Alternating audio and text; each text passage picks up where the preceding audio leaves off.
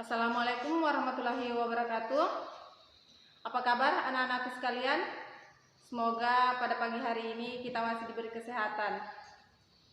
Baiklah, sebelum kita melanjutkan materi selanjutnya, Ibu akan mengabsen terlebih dahulu.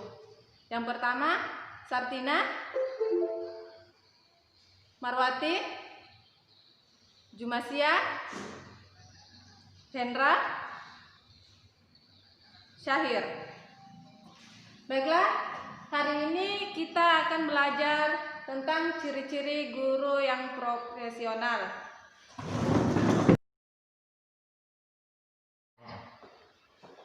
Baiklah anak-anakku sekalian, sebelum kita memulai pelajaran pada pagi hari ini, kita refleksikan diri dulu. Semuanya berdiri. Baik, rentangkan kedua tangannya. Terus turunkan. Menghadap ke kiri. Pegang pundak temannya. Lalu pijit. Ya, sudah dipijit. Turunkan tangannya dari pundak temannya dan silakan duduk. Hari ini kita akan membahas tentang ciri-ciri guru profesional. Mungkin di antara anak-anakku sekalian sudah pernah ada yang mendengar? Baiklah, kita lanjut membahas ya, ciri-ciri guru profesional itu seperti apa.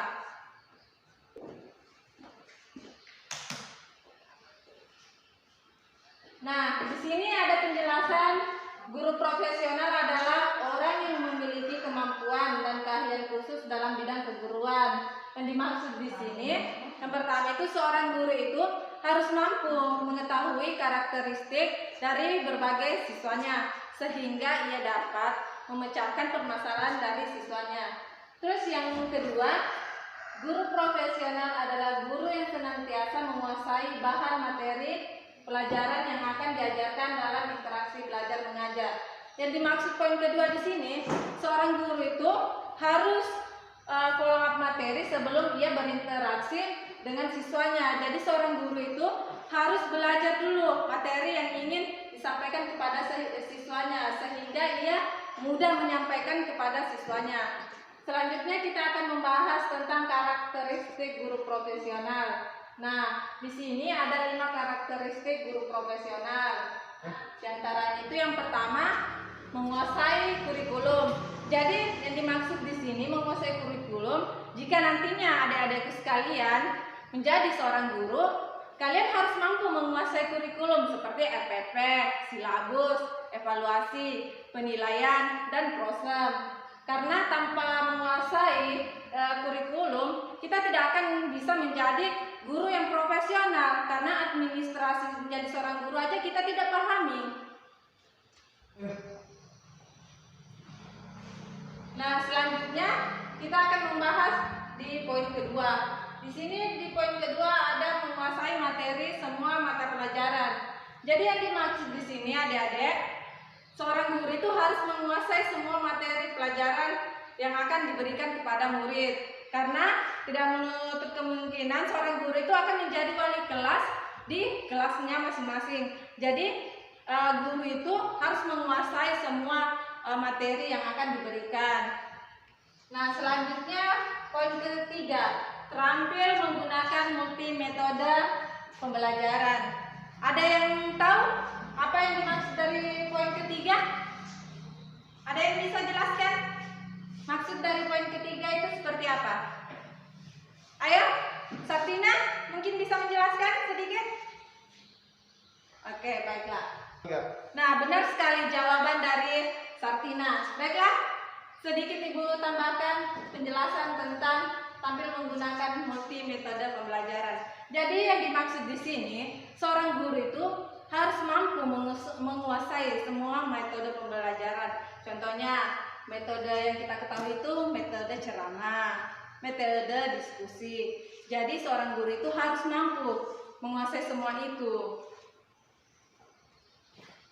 Selanjutnya, poin selanjutnya, bagian D itu memiliki komitmen yang tinggi terhadap tugasnya. Jadi, seorang guru itu harus memiliki komitmen yang tinggi terhadap tugasnya. Contohnya ketika seorang guru itu memiliki profesi ganda, contohnya satu sebagai guru, kedua sebagai mungkin wirausaha. Jadi guru itu harus tetap mengedepankan profesinya sebagai guru, seperti itu. Nah, dan yang poin terakhir di situ memiliki kedisiplinan dalam arti yang seluas-luasnya. Jadi yang dimaksud di sini kedisiplinan, guru tuh harus memiliki kedisiplinan di sini adalah pertama disiplin waktu, disiplin berpakaian. Jadi seorang guru itu harus lebih disiplin waktu daripada muridnya. Jangan sampai seorang murid sudah datang, gurunya belum datang. Itu kan contoh yang tidak baik untuk muridnya ke depannya. Nah, dari semua materi yang Ibu sampaikan mungkin ada yang kurang jelas atau kurang dipahami. Ya, Sartina, yang mana yang tidak dimengerti? Oke, baiklah. Poin pertama ya, menguasai kurikulum.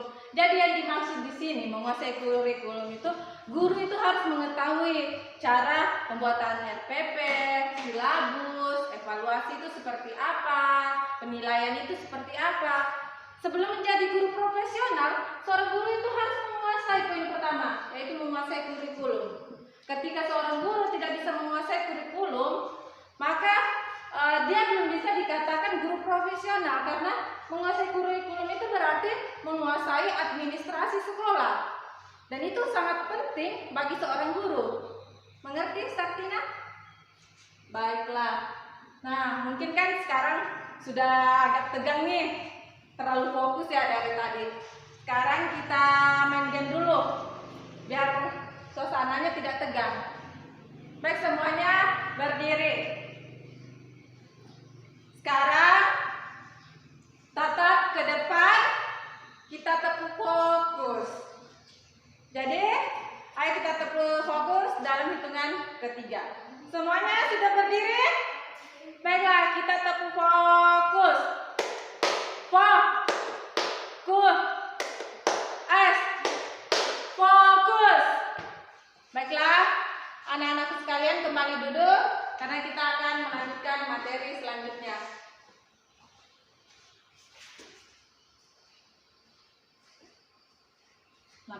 Selanjutnya kita akan membahas tentang karakteristik guru yang profesional. Tidak menutup kemungkinan ke depannya mungkin salah satu di antara adik-adik sekalian ada yang menjadi guru, ada yang menjadi polisi. Nah, untuk menjadi guru yang profesional ada beberapa ciri-ciri yang harus dimiliki oleh seorang guru. Yang pertama itu fisik. Nah, yang dimaksud fisik di sini berarti harus memiliki kesehatan jasmani dan rohani. Yang dimaksud dalam kesehatan jasmani dan rohani itu berarti dia tidak memiliki kecacatan. Terus yang rohani itu berarti dia itu dalam keadaan yang waras atau tidak gila, seperti itu. Terus di poin kedua yaitu mental atau kepribadian. Contohnya di sini mental ya seperti yang Ibu lakukan saat ini. Ibu mampu berdiri dan menjelaskan di depan anak-anak sekalian karena Ibu mempunyai mental. Ketika Ibu tidak mempunyai mental yang kuat, Ibu tidak akan bisa berdiri di depan anak-anak sekalian. Poin yang ketiga ini ada keilmuan atau pengetahuan. Jadi adik-adik sekalian, yang dimaksud di sini adalah Ibu kan di sini sebagai guru, berarti Ibu harus mencari informasi terbaru untuk disampaikan kepada adik-adik sekalian yang ada di lingkungan sekolah. Dan Ibu juga harus banyak-banyak belajar, karena seorang guru itu harus terus menggali ilmu untuk disampaikan kepada murid-muridnya, seperti itu. Adik-adik sekalian, di poin keempat ini ada keterampilan. Jadi yang dimaksud dengan keterampilan ini selain menjadi seorang guru atau selain berprofesi menjadi seorang guru, Ibu ini mampu menghasilkan karya di luar daripada dunia pendidikan. Contohnya, Ibu ini mampu membuat sebuah buku dengan cara menulis. Itu adalah salah satu contoh dari keterampilan yang dimaksud dari poin keempat. Sebelum Ibu ini. Apakah anak-anak sekalian ada yang bisa sedikit menjelaskan tentang pemaparan materi Ibu tadi? Baiklah, yang sebelah kanan, silakan. Oke, baik sekali. Beri tepuk tangan. Baiklah, mungkin sekian untuk pertemuan kita pada pagi hari ini. Ibu akhiri dengan ucapan wassalamualaikum warahmatullahi wabarakatuh.